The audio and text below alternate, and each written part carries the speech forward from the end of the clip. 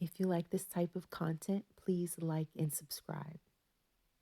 So I started off with some black spray paint I had on hand. I just spray painted it all over and left a little of the natural color peeking through.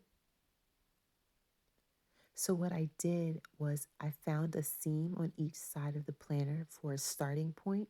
I would make a pattern on one side, then flip it to the other side and make that same exact pattern in order to keep some consistency around the whole planter.